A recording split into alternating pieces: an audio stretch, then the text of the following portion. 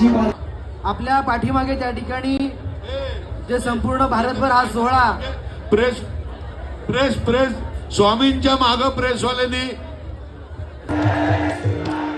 ढिंग ढिंग तकिट तकिट धात्रिक घेती टकटक दिगन तकिट धात्रिक घेती टकता घेती टकटक दिगन धा तकिट धा तकिट धा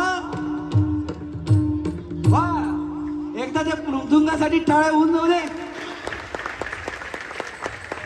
धून बिन न वाजता मृदुंग वाजतो, लक्षात ठेवा. शंकराचा तांडव आणि याच्या नंतर जसं जटाटवी कला जल प्रवाह प्रवाहित असलेले शिवशंकराचं तांडव आहे, तसं तुमच्या माझ्या प्राणप्रिय छत्रपती शिवाजी महाराजांचं तांडव जे कविभूषणाने लिहिलेलं आहे, काय त्याचा सुंदर अर्थ आहे.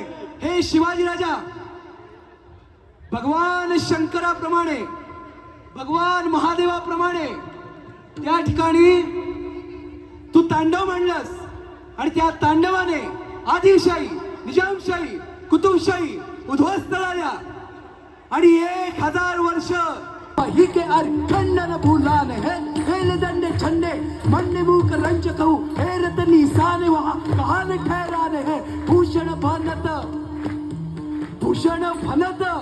सगळ्यात महत्वाचे शब्द रायगडावर येताना आणि खाली जाताना लक्षात ठेवायचे. भूषण भनत नवखंडमयी मंडल में, अरे जहां जहां दिखे वहां शिवा के निशाणे है, वहां शिवा के निशाणे म्हटला. अशा छत्रपती शिवाजी महाराजांना आज 352व्या शिवराज्याभिषेक दिनाच्या निमित्तानं वंदन करूया आणि शिवाजी महाराजांनी ज्या भारत मातेचं रक्षण केलं तिचा जयघोष करूया. भारत माता की, छत्रपती शिवाजी महाराज की. वंदे वंदे वंदे. आई शिरकाई माता.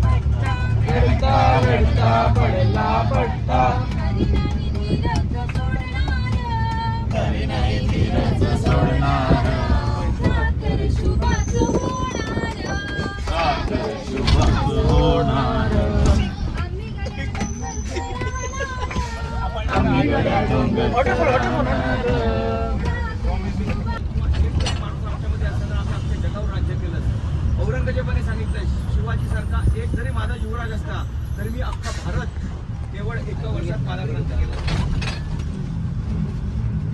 हे लक्षात घ्या आणि त्याप्रमाणे आपण रायगड स्वारी करूया. दर शिवपुण्यतिथी आम्ही पण येतो, शिवपुण्यतिथी आणि शिवराज्याभिषेकाला दर वर्षाला प्रत्येकाला वेळेप्रमाणे येणं जमत नसेल तरी वर्षात एकदा तरी रायगडावर नुसतं रायगडावरती फोटो काढलेच पाहिजेत, पण त्या फोटोंचं आचरण आपल्या आयुष्यात येतं, त्या महाराजांचं आचरण आपल्या आयुष्यात येणं गरजेचं आहे. काय गरज आहे? आपल्या आयुष्याची गरज आहे.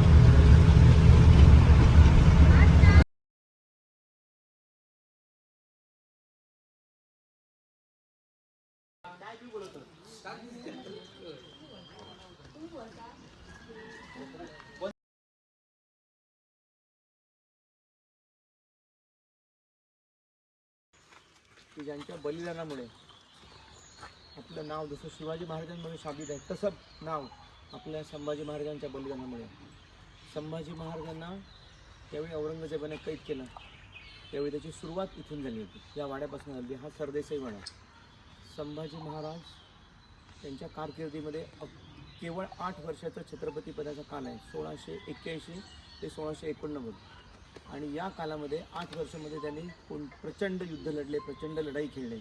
आणि या 8 वर्षामध्ये त्यांना जेवढं यश मिळालं, लष्करी कारकीर्द म्हणतो मी, त्यांच्या छत्रपतीपदाची कारकीर्द म्हणतो, त्याहीपेक्षा त्यांना जास्त यश जे मिळालं, त्यांचं खरं यश होतं ना, ते त्यांच्या मृत्यूमध्ये होतं, त्यांच्या बलिदानामध्ये होतं.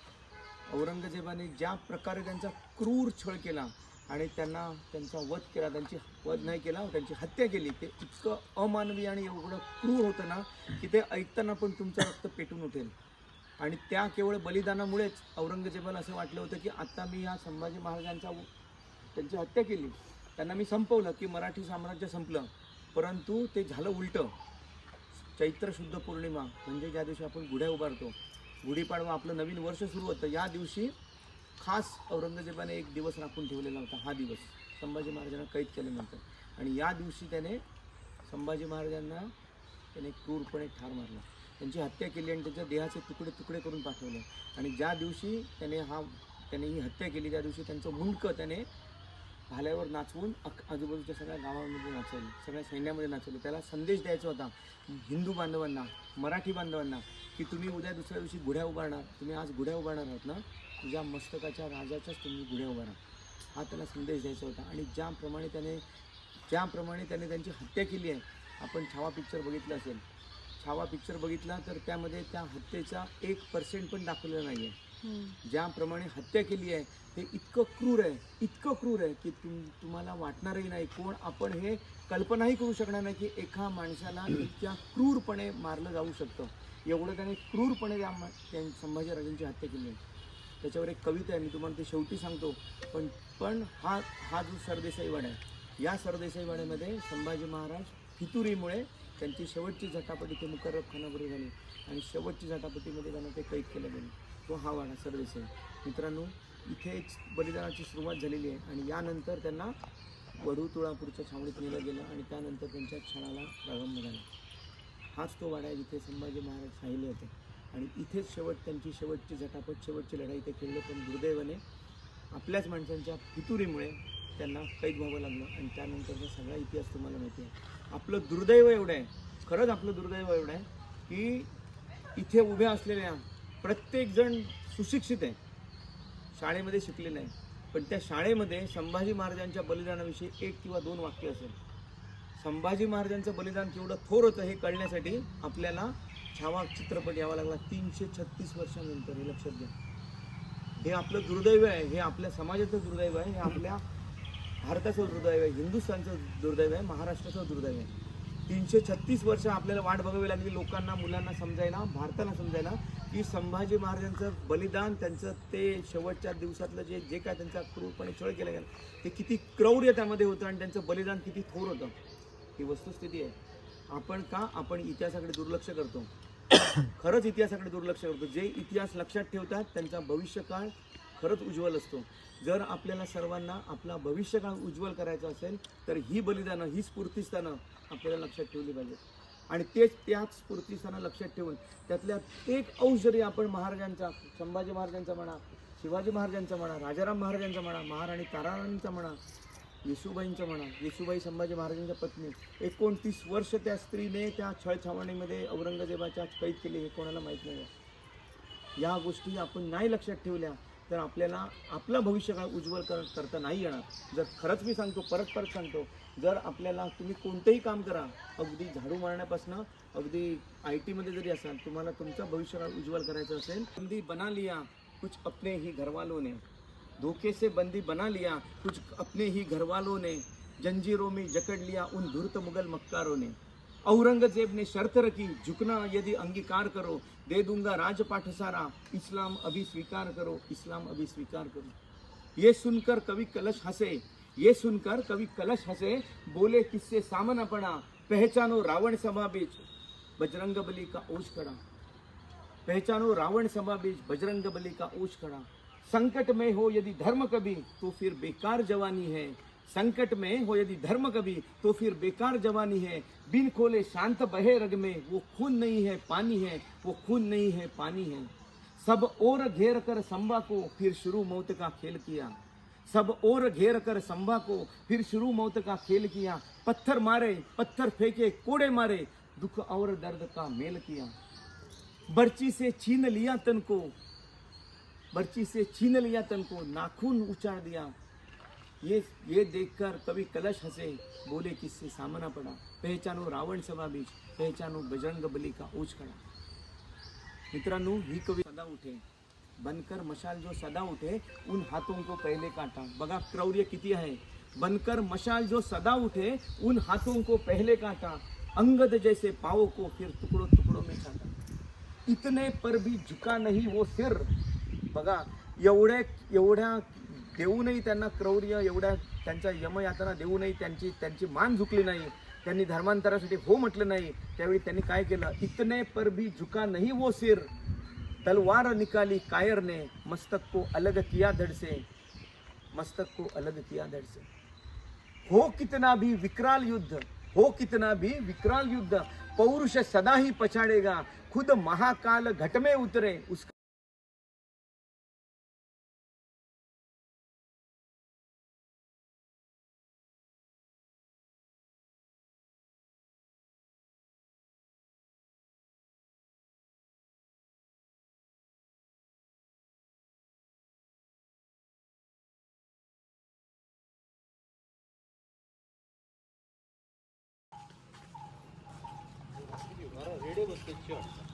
आणि हे मंदिर एका रात्रीत बांधलं असं म्हटलं जातं. आणि हे मंदिराचं बांधकाम चालू असताना शिखराचं काम अर्धवट टाकून पांडव निघून गेले. आणि त्यानंतर शिलाहार राजांच्या काळामध्ये या मंदिराच्या शिखराचं काम पूर्ण झालं, अशी आख्यायिका आहे. म्हणजे एवढं हे प्राचीन मंदिर आहे. आतमध्ये शेषशाही विष्णूची मूर्ती आहे.